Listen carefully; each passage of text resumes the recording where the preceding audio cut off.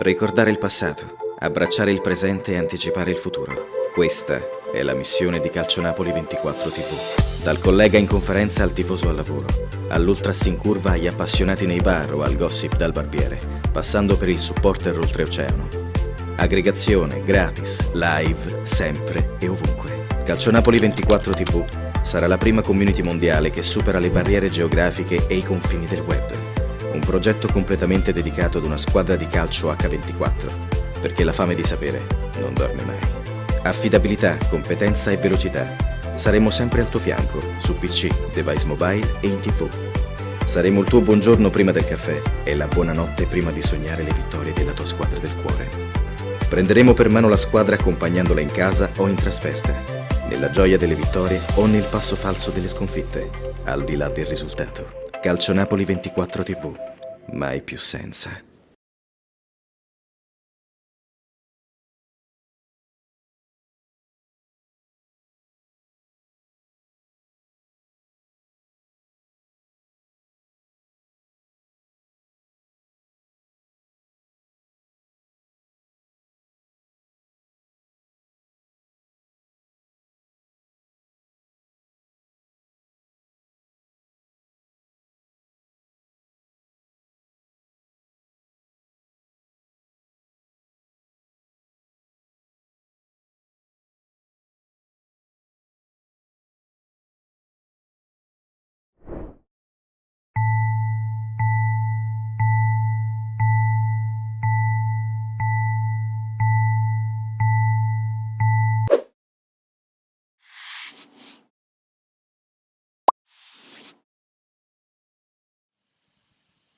Buongiorno e buon lunedì e buon San Gennaro, amici telespettatori di Calcio Napoli 24 TV. Inizia una nuova settimana, come di consueto, sui nostri canali, l'indomani dell'importantissimo successo ottenuto dal Napoli a San Siro contro il Milan. Finisce 2-1 per gli azzurri, che dunque balzano nuovamente in vetta alla classifica. Una vittoria corsara dal peso specifico molto importante per dare un segnale anche al campionato e alle dirette rivali. Il Napoli di Spalletti, che era assente per squalifica al suo posto Domenichini, vince grazie ai gol di Matteo Politano sul rigore e al colpo di testa decisivo di Giovanni Simeone. Una gara spigolosa, fisica, difficile, che il Napoli però ha saputo mantenere viva fino alla fine, fino alla zampata finale del Ciolito, che permette dunque al Napoli di andare alla sosta, prima sosta per le nazionali, in vetta alla classifica insieme all'Atalanta. E tra poco leggeremo ovviamente tutte quelle che sono le analisi del giorno dopo qui nella nostra rassegna di Calcio Napoli 24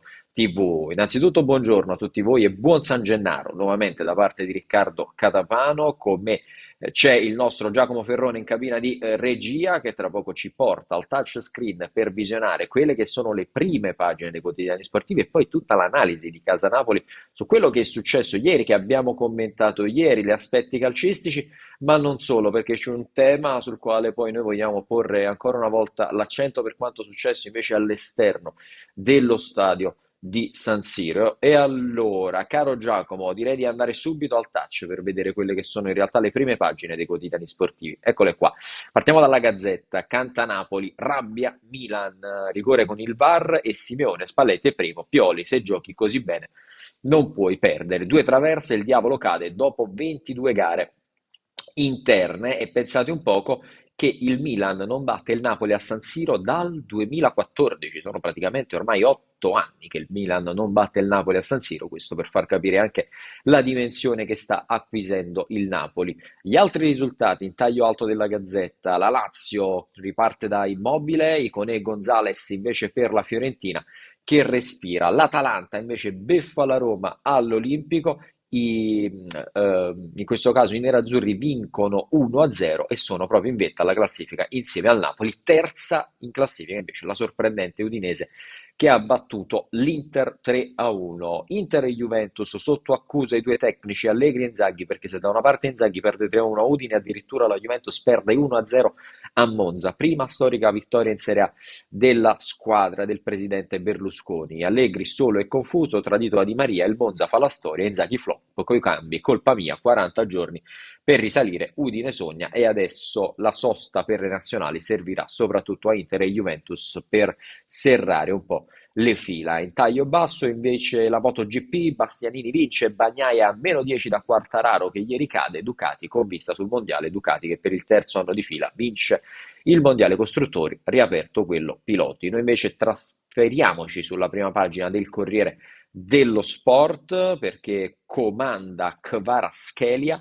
o meglio il Napoli che è padrone in casa del Milan, capolavoro da scudetto, prova di forza e maturità degli azzurri, Spalletti primo con l'Atalanta. Gasperini gela la Roma, l'Inter crolla invece a Udine, buio Juventus, KO a Monza. Le emozioni di San Siro, apre Politano sul rigore, risponde Giroud e decide Simeone, colpo di testa, ma il trascinatore per il Corriere è Kvaratskhelia, traversa di Calulu, Pioli, mastica amaro, difficile perdere così. Da Milan-Napoli ovviamente alla Juventus, bufera su Allegri, via Max una follia, parla arriva bene che protegge l'allenatore, sbagliato fare processi, si cerca un colpevole, allora sono io, ora servono solo umiltà, determinazione e chiarezza, insomma va trovato in casa Juve il bandolo della matassa. Terminata insomma di visionare la prima pagina del Corriere dello Sport, passiamo su Tutto Sport che ovviamente pone l'accento proprio sui fatti in casa Juventus, prigionieri di Allegri, lo leggiamo proprio qui sulla prima pagina di Tutto Sport, la Juve che sprofonda, è svuotata e deprimente, mentre si legge del Napoli solamente in taglio basso. Eccolo qua, Milan solo bello, Napoli meraviglia, Spalletti primo con l'Atalanta che fa sbroccare Mourinho. Simeone sbanca San Siro dopo il rigore di Politano, il gol di Giroud. C'è quindi il successo del Napoli, si parla anche del Torino che tra l'altro sarà il prossimo avversario del Napoli alla ripresa delle ostilità, arrivano proprio i granate dagli Juric al Diego Armando Maradona. Torino è stata solo un'illusione, non puoi finire così, forza Juric, i tifosi stavolta criticano anche il tecnico, mentre su Tuttosport poi si legge di Inter, lo vedete qua nel taglio al centro, sprofondo Inzaghi, l'Inter se lo tiene, Pecco invece bestiale, ma vede il mondiale per quanto riguarda la MotoGP. Concludiamo la carrellata di prime pagine spostandoci sul Mattino di Napoli, dove in primo piano, al centro della prima pagina, ci sono ovviamente gli azzurri. Fanta Napoli si legge, show a San Siro, 2-1 al Milan che finisce KO, azzurri in testa con l'Atalanta. Questo poi l'editoriale che tra poco leggeremo proprio sul Mattino a firma di Francesco De Luca, ovviamente poi anche tutte le altre, comprese le pagelle, e leggeremo tra poco le pagelle dei vari Spalletti, di Kvaratskhelia, ovviamente del Ciolito Simeone, ma anche di Alex Meret, protagonista in positivo per quanto riguarda il Napoli, ieri decisivo davvero in due occasioni, la prima soprattutto una gran parata su Olivier Giroud. E allora, prima però di iniziare la nostra consueta rassegna stampa inerente il Napoli, ieri per chi ha seguito la diretta, ovviamente la live reaction di Calcio Napoli 24 con quelli che erano i collegamenti a San Siro, ha notato, o meglio, ha visto quello che è successo al nostro Marco Lombardi in diretta da San Siro. Andiamo al touch, caro Giacomo, perché insomma fatto abbastanza increscioso. Lo vedete prima proprio sul primo piano. Terrone DM, giornalista di CN24, aggredito e insultato in diretta. Quello che vi possiamo dire è che sono pronte le denunce, perché noi ci siamo stufati di subire. Marco ha svolto egregiamente quello che è il lavoro di inviato sul campo a Milano, ha fatto il suo lavoro, ha parlato, ha analizzato, ha anche scherzato con i tifosi del Napoli, del Milan, ha regnato la sportività, la civiltà, fino a quando questo personaggio, inquadriamo ancora il touch Giacomo, che vedete qui in foto, tra l'altro dall'accento di tutto fuorché del nord, anzi mi sembrava più centro-bassa Italia per così dire, ha insultato e ha cercato anche di aggredire il nostro Marco Lombardi in diretta. Ovviamente ci sono le immagini, ci sono i video, questa persona sarà denunciata, ritracciata perché noi ci siamo scocciati francamente di vedere queste scene, un tifoso magari del Milan che non regge alla pressione di una sconfitta meritata, in questo caso con il Napoli, e reagisce in questo modo cercando di aggredire un inviato, un giornalista che non sta facendo altro che il suo lavoro, è solamente da denunciare e da allontanare definitivamente da questo sport. Noi faremo valere tutte le nostre ragioni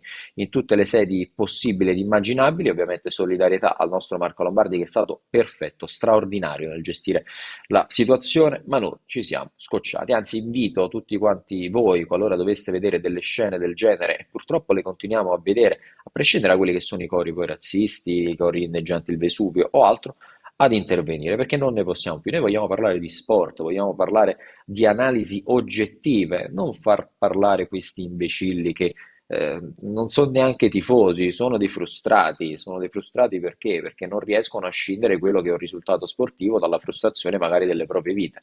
E questo ne è un esempio. Voi se non l'avete visto potete anche vedere il video su calcionapoli24.it, lo vedete sul primo piano, ma noi, ripeto ancora una volta, faremo valere in tutte le sedi possibili e immaginabili le nostre ragioni. Questa persona sarà denunciata perché siamo stanchi di assistere a scene del genere e purtroppo non è la prima, ma mi auguro sarà una delle ultime volte a cui assisteremo a cose appunto del genere. Detto ciò, doveroso ovviamente mandare ancora una volta la nostra solidarietà a Marco Lombardi, che non vi preoccupate, Marco è grande e grosso, si sa difendere, ma in questo caso ieri ha davvero reagito nella maniera più professionale possibile. Detto ciò, e ti faccio ancora i complimenti, caro Marco, so che ci stai ascoltando, andiamo avanti perché sono tanti i temi d'attualità stretta, sportiva in questo caso, andare ad analizzare per quanto riguarda il successo splendido, quello sì, del Napoli ottenuto ieri a San Siro. E proprio sul mattino andiamo a leggere l'editoriale di quest'oggi sulla vittoria del Napoli, superato l'esame di laurea. Il mattino applaude il Napoli, la vittoria sul Milan esalta due aspetti degli azzurri. E leggiamolo proprio quello che è l'editoriale del quotidiano partenopeo quest'oggi sulla vittoria ottenuta dal Napoli a San Siro. Al Meazza è stato superato l'esame di laurea perché oltre a vincere il Napoli ha confermato di essere forte dentro, non solo tecnicamente, perché è in grado di soffrire, ha messo i campioni d'Italia alle sue spalle in classifica al termine di una partita ovviamente dura, giocata non benissimo per un tempo, subendo troppo la pressione avversaria. Nella ripresa è finalmente emersa la vera e forte personalità della squadra, evidentemente sollecitata da Spalletti ad avere un atteggiamento più costruttivo, superando i timori del confronto con l'altra prima. Quindi un Napoli che l'ha vinta e dal punto di vista della preparazione tattica in questa gara e da un punto di vista mentale, perché effettivamente non era facile, soprattutto per il gol del pareggio di Olivier Giroud, riuscire a trovare le forze per tornare davanti quando l'inerzia sembrava tutta dalla parte dei rossoneri. Quindi complimenti a Spalletti, complimenti anche alle scelte tattiche per i cambi, ma complimenti anche alla mentalità che ha dato questo Napoli, che probabilmente in altre situazioni una gara come quella di ieri non sarebbe riuscito a portarla a casa. Ed allora uno dei grandi protagonisti, seppur ieri era in tribuna perché squalificato, e ovviamente Luciano Spalletti. Questo Napoli ha un cuore grande, due scelte decisive. Spalletti artefice del blitz a San Siro. Leggiamole allora le pagelle di voti ovviamente molto alti di Luciano Spalletti per il successo di ieri. Ricordiamolo, era squalificato Luciano Spalletti, sostituito dal vice Dominichini in panchina. Un tripudio di 7 dal Mattino, passando per la Gazzetta al Corriere dello Sport. Leggiamo anche qualche analisi. A cominciare dal Mattino, la squadra iniziale rischia di essere travolta dalla foga agonistica del Milan. Nella prima mezz'ora, bisogna dirlo, il dominio rossonero rischia di schiacciare gli azzurri che vanno in tanta difficoltà ma che hanno testa e cuore per resistere. La mossa Raspadori falso 9 non paga e il gol decisivo arriva appena mette dentro il Ciolito Simeone. La scelta giusta al momento giusto, come quella di tenere dentro Kvaratskhelia sempre più tempo. Coraggiosa la scelta di Zerbin, che infatti rischia di rovinare la serata, travolto diciamo così dall'esuberanza fisico e tecnica di Teo Hernandez, ma questo Napoli ha le idee chiare e un cuore grande come la sua città, quella che Luciano non perde mai l'occasione per difendere ed osannare. 7 anche per la Gazzetta dello Sport, per Spalletti riempie la partita di tante cose, la squadra ha nel DNA il gioco e anche quando è costretta ad abbassarsi riparte bene. 7 infine anche per il Corriere dello Sport, che analizza come il Milan sia più completo, strutturato, forse anche più forte, ma il Napoli ha una grande e nuova personalità. Una vittoria così in trasferta a San Siro dopo i 3 gol dell'Ibrox è assolutamente da grande squadra. Giocatori fantastici questo Napoli, capaci di soffrire e attaccare, ma soprattutto una straordinaria qualità interiore che ha vinto una partita che come occasioni il Milan avrebbe meritato quantomeno di pareggiare. Nulla questio su questo. Fortunatamente, insomma, il calcio non sempre è così lineare da trovare quelli che sono i risvolti che raccontano la partita. Il Napoli ieri ha saputo sfruttare meglio, mettiamola così, le occasioni per forse cinismo, precisione rispetto al Milan. E a proposito di cinismo, a proposito di cattiveria, a proposito di garra, l'ombre del partito, così direbbero, è stato ovviamente Giovanni il solito Simeone, è entrato nella ripresa con il piglio giusto. È lui che decide la sfida di San Siro con quel colpo di testa davvero preciso, cattivo, rapido, intelligente su assist di Mario Rui, che consente al Napoli di incamerare altri 3 punti che valgono nuovamente il primato in classifica. Pagelle d'applausi per l'argentino che sta entrando sempre più nel cuore dei napoletani. Era stato decisivo l'ingresso contro il Liverpool, si era distinto anche ad Ibrox contro i Rangers, lottando, sgomitando, procurandosi anche un calcio di rigore. Adesso invece il gol decisivo contro il Milan. 7,5 per il Mattino, 7 per la Gazzetta, 7,5 per il Corriere dello Sport. Queste alcune delle sue pagelle. È lui l'ombre del partito, come gli griderebbe anche papà Diego, che sa come segnare nella porta del Milan. Ci ricordiamo anche la doppietta del Ciolo Simeone in un derby contro i rossoneri. Il Ciolito entra con il piglio giusto, lavora un gran pallone, va a raccogliere il cross di Mario Rui. Il resto è storia, anzi è festa per il Napoli. 7 per la Gazzetta nelle pagelle di Simeone, un ciclone il suo ingresso perché oltre alla garra e la sua fisicità segna un gol di una particolare bellezza tecnica e potenza di esecuzione eccellente e decisivo. 7,5 anche per il Corriere dello Sport. Il Ciolito no, non è leggero, e quando Mario Rui indirizza una palla fantastica, uno di quei cross che girano e fanno fuori mezza difesa, il figlio del Ciolo fa una torsione che va descritta nei dettagli a tutti i ragazzi che vogliono fare il centravanti. È un grande gol in una grande partita, in più è preziosissimo nella gestione. La corsa vice Osimhen è finita qui. Meglio il Ciolito, anzi, attento addirittura Osimhen. Insomma, io dico meglio averli tutti e tre che siano Raspadori, Simeone ed Osimhen che non averli. Questo fa capire anche la qualità del Napoli in attacco, perché una partita la decide Simeone, un altro Osimhen, un'altra Raspadori. Insomma, la potenzialità di questo Napoli lì davanti nel saper far ruotare tutti è un qualcosa che a lungo andare potrebbe essere davvero decisivo, senza dimenticarci gli esterni, perché ieri Kvaratskhelia ha fatto un partitone e tra poco leggiamo le pagelle. Stesso dicasi per Politano, che ha segnato ancora una volta il calcio di rigore con freddezza, ma soprattutto si è dedicato tanto all'aspetto difensivo fino a quando è rimasto in campo. Teo Hernandez è vero, ha spinto, ma non è che si è fatto vedere così quanto. Poi con l'uscita di Politano, malmenato anche lui dai rossoneri, qualcosina è cambiato. Fortunatamente il Napoli è riuscito lo stesso a portare a casa il successo. Leggiamo anche la moviola a questo punto della Gazzetta. Fino a questo momento tutte le moviole che abbiamo letto danno insomma un giudizio abbastanza scontato sul rigore, chiamandolo come un evidente fallo. Gazzetta cambia, mettiamo così, ehm, quella che è il suo giudizio sul rigore dato al Napoli. Per la Rosia è un rigorino, intensità non travolgente nel contatto. Un po' tutti gli ex arbitri, ma anche gli altri quotidiani come il Corriere dello Sport, anche il Corriere della Sera, insomma, dicono che il rigore sia netto una volta rivisto al VAR. La Gazzetta resta sulle proprie idee, è un rigorino. A me ieri in presa diretta effettivamente non sembrava un contatto così forte, rivedendolo poi al VAR e al monitor, al replay, insomma il rigore mi è sembrato francamente netto. Destro non prende mai la palla, va dritto sulla gamba di Kvaratskhelia, lo sbilancia, lo butta a terra. Per me quello è calcio di rigore tutta la vita. La Gazzetta invece ha un'opinione diversa. 2 minuti e passa in cui il VAR deve richiamare allo field review Mariani. L'arbitro, non ben posizionato, era convinto che il difensore milanista avesse preso il pallone. Invece è oggettivo il contatto piede destro in area rossonera, e quindi il contatto c'è. Anche la Gazzetta ovviamente va a sottolinearlo. Così a Mariani tocca valutare l'intensità dell'intervento, e l'intensità non è travolgente e quindi assomiglia ben più a un rigorino per la Gazzetta. Io non sono d'accordo, per me l'intensità c'è ed è anche importante, tant'è che il piede di Kvaratskhelia viene del fatto spostato, ed è anche il piede d'appoggio di Kvaratskhelia in aria. Spostando il piede d'appoggio è normale che, a prescindere che il contatto sia fortissimo o meno forte, il calciatore cade. Quello, se gli togli il piede d'appoggio, È normale che sia fallo, è normale che sia calcio di rigore. Per me calcio di rigore netto, nettissimo, nonostante ciò che rispettabilmente dice la Gazzetta dello Sport nella propria moviola, che viene, tra virgolette, un po' smentito anche dagli altri quotidiani, per i quali il rigore, ripeto ancora, è effettivamente evidentissimo. Detto ciò, a proposito di Kvaratskhelia, leggiamo le pagelle del georgiano. Anche ieri, è vero, non ha segnato, non ha fatto assist, ma si è procurato il rigore e ha ancora una volta inscenato tantissime giocate fondamentali. Manda ai matti Pioli, che cambia addirittura quattro mercatori per fermarlo. Kvaratskhelia show a San Siro. Leggiamolo le pagelle dell'attaccante georgiano, sempre più protagonista con il Napoli. 7 per il mattino di Napoli.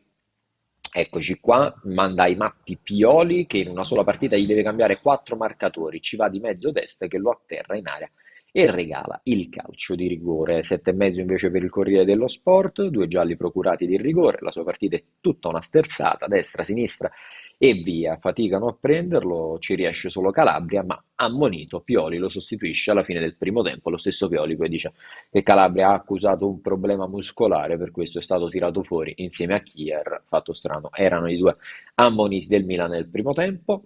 7 anche per la Gazzetta dello Sport, per quanto riguarda le pagelle di Kvaratskhelia, stiamo leggendo quelle, condizione il Milan e Pioli su Kier che deve cambiare perché puntato e ammonito, causa il giallo anche per Calabria, su destra prende il rigore che sblocca la partita, effettivamente infermabile, davvero Kvaratskhelia, magari, ripeto, non ha trovato il gol decisivo o l'assist decisivo, però si è guadagnato un calcio di rigore ed è riuscito davvero in un susseguirsi di grandi azioni di serpentini a mettere in crisi la difesa rossonera e i suoi diretti marcatori che più volte l'hanno dovuto stendere beccandosi il giallo pur di fermarlo. Continua quindi la crescita di Kvaratskhelia, prosegue la sua ascesa, chiamiamolo così. Anche lui ieri poi ha pubblicato un post al termine della partita festeggiando la vittoria, ha detto adesso concentriamoci sulla nazionale. Sappiamo anche per Kvaratskhelia quanto siano importanti le partite con la sua Georgia. E a proposito di nazionale, leggiamo le condizioni di Matteo Politano. Ieri è uscito zoppicante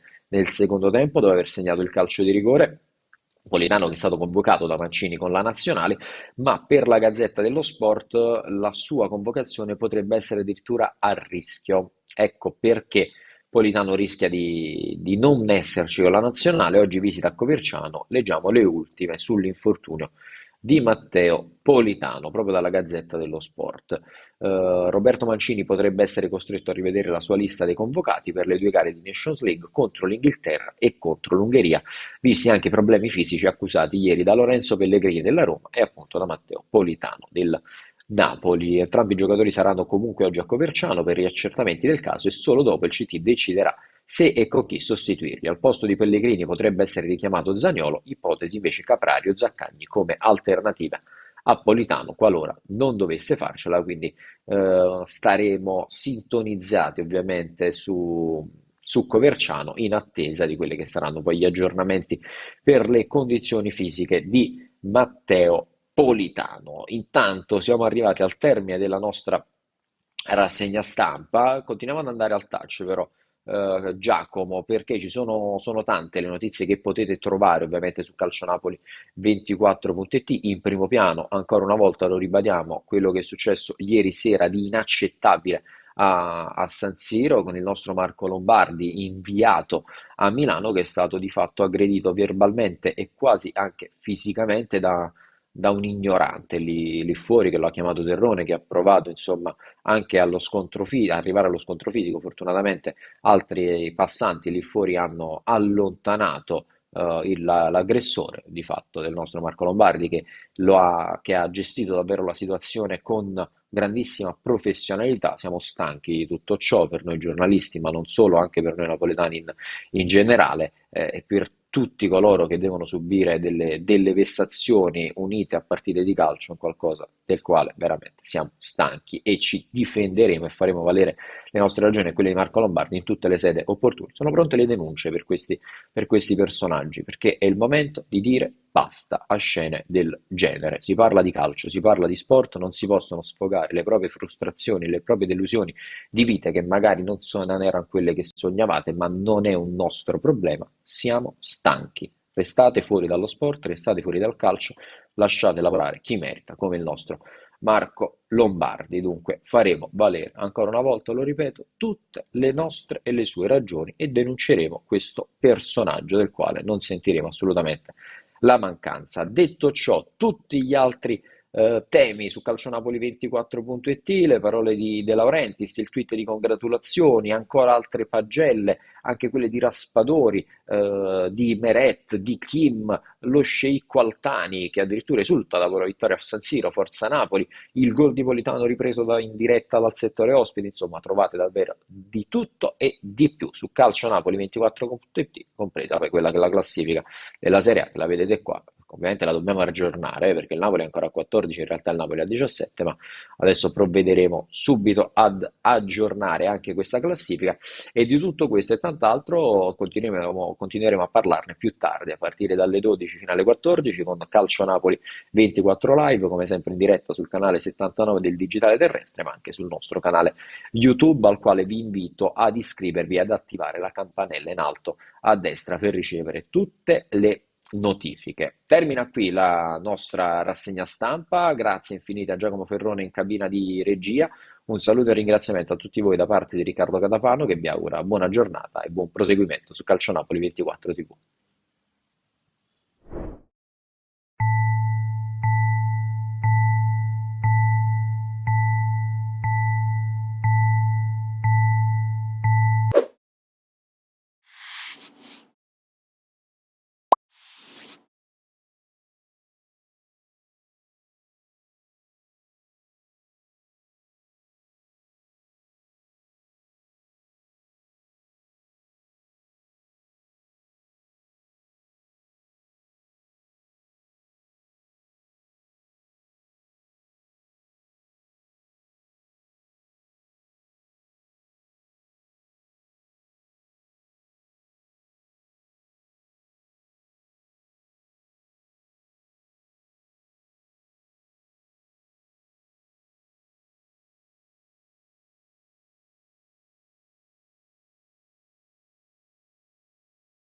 Ricordare il passato, abbracciare il presente e anticipare il futuro. Questa è la missione di Calcionapoli 24 TV. Dal collega in conferenza al tifoso al lavoro, all'ultras in curva agli appassionati nei bar o al gossip dal barbiere, passando per il supporter oltreoceano.